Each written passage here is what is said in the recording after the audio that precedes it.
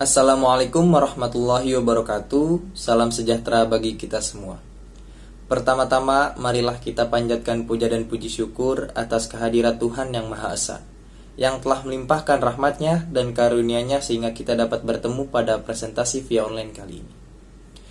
Yang saya hormati Ibu Retna Kristiana STMT. Kami sangat senang Ibu dapat hadir dalam presentasi via online kali ini.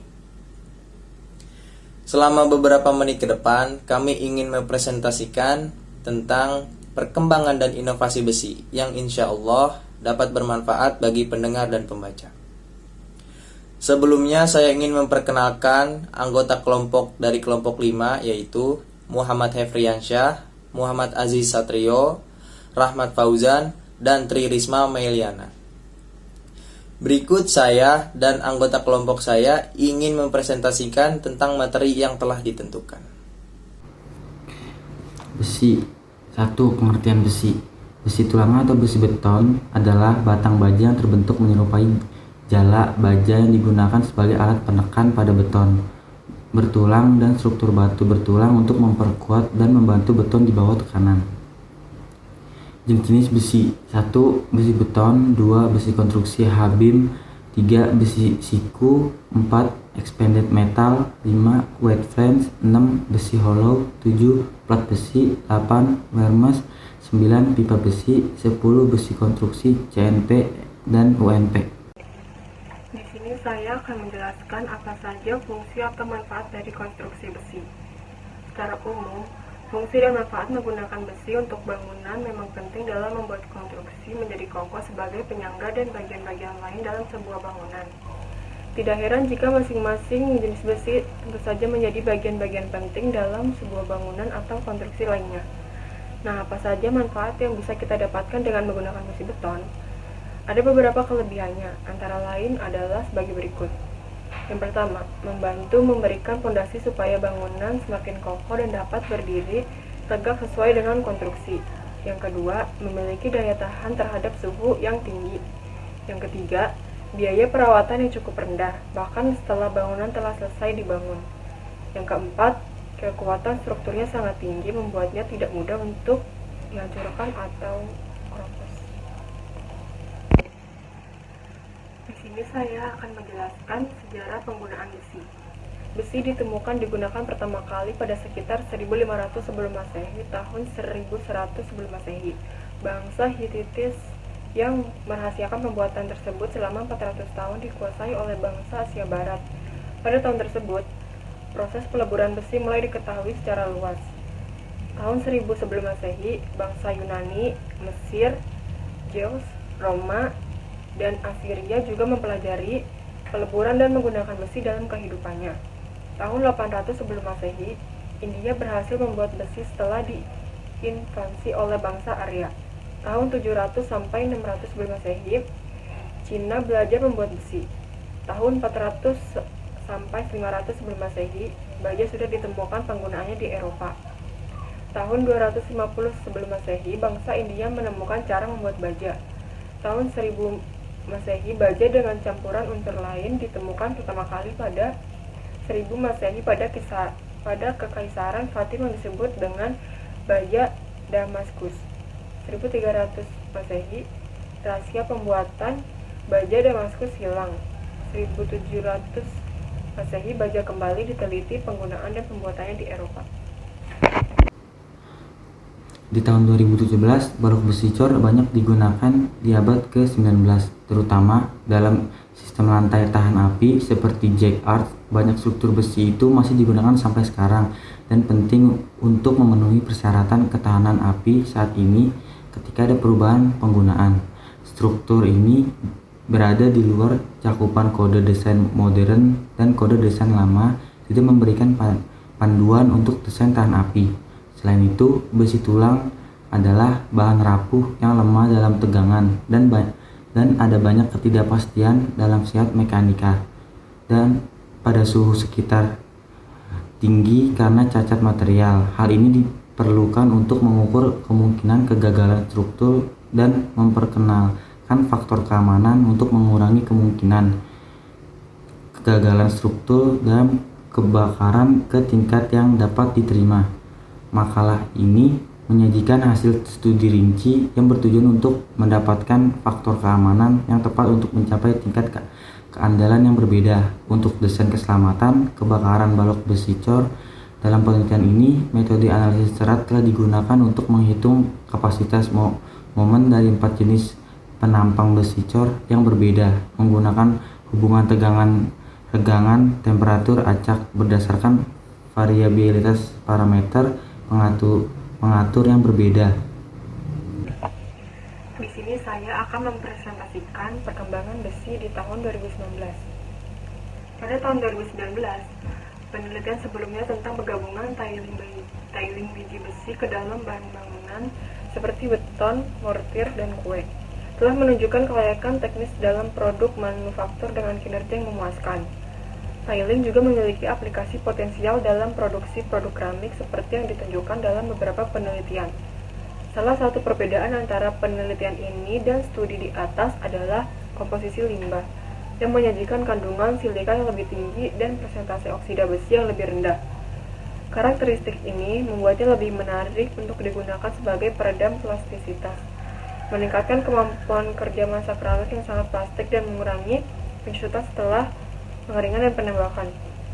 Penggabungan tiling besi harus dievaluasi dari sudut pandang ilmiah dan teknologi.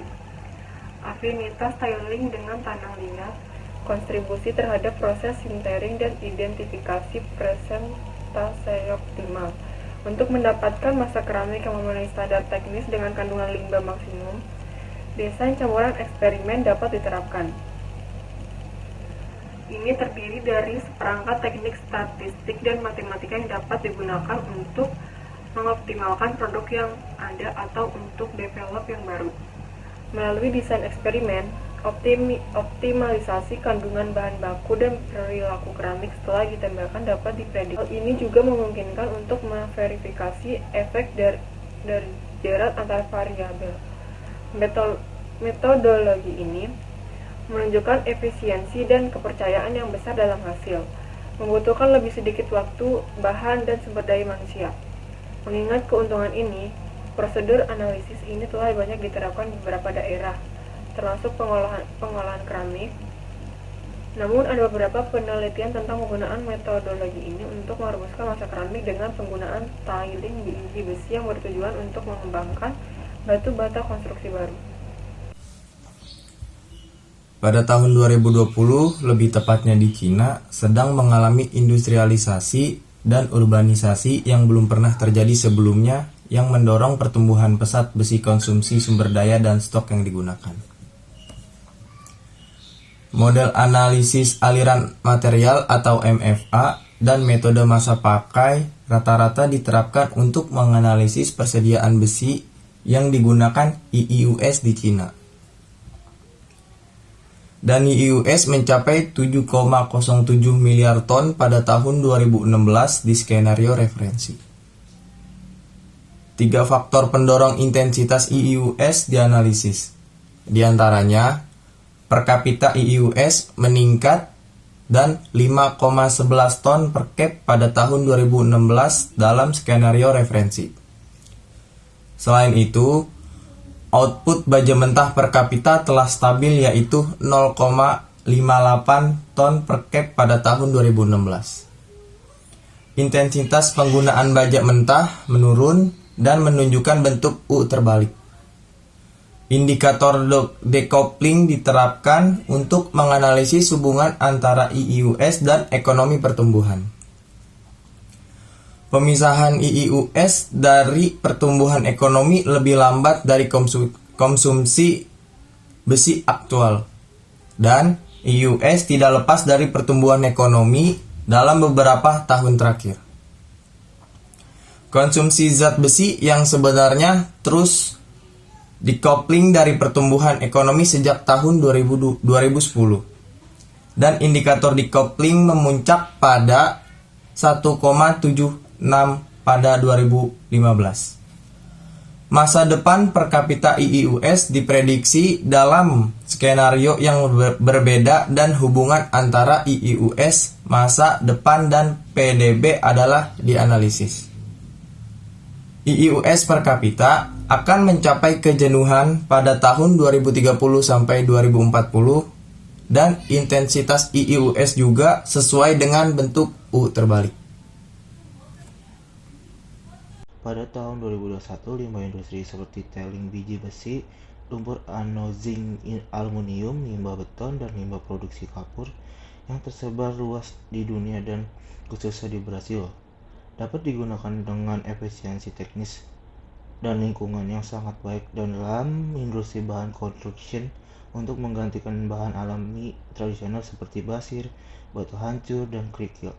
Bahan-bahan yang dikembangkan dalam penelitian ini yang hanya terdiri dari limbah ini tanpa bahan baku tradisional memiliki sifat mekanik yang tinggi seperti resistance aksial 4,49 MPa setelah 3 hari penyembuhan, 6,79 MPa setelah 7 hari, dan 11,24 MPa setelah 730 hari penyembuhan di luar ruangan. Semua sifat mekanik, fisik, dan kimia dari komposit baru yang dikembangkan dari limbah industri ini memenuhi standar Brasil untuk memproduksi bahan konstruksi seperti batu bata ekologis, blok, paver, dan pangkalan jalan.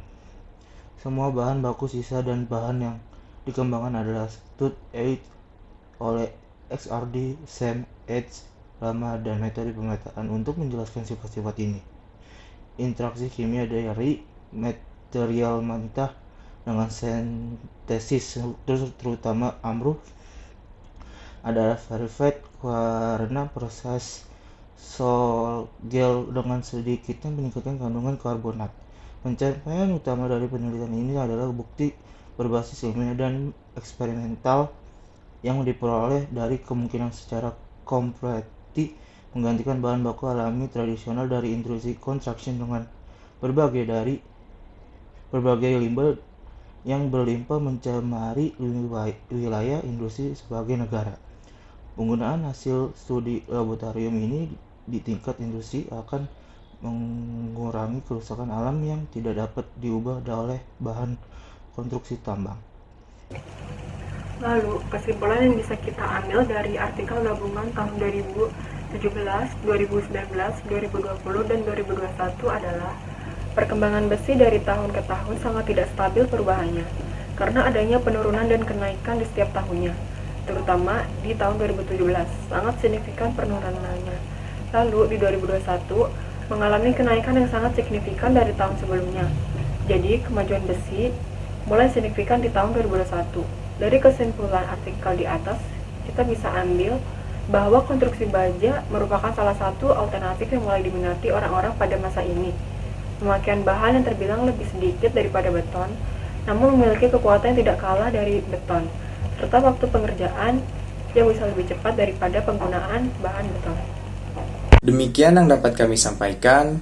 Sebelumnya, mohon maaf yang sebesar-besarnya bila ada kesalahan kata atau beberapa pernyataan yang menyinggung hadirin semua. Semoga presentasi dari kelompok kami bisa bermanfaat bagi pendengar atau pembaca. Kami ucapkan terima kasih banyak atas perhatian hadirin atau ibu sekalian. Wabillahi taufiq walhidayah. Wassalamualaikum warahmatullahi wabarakatuh.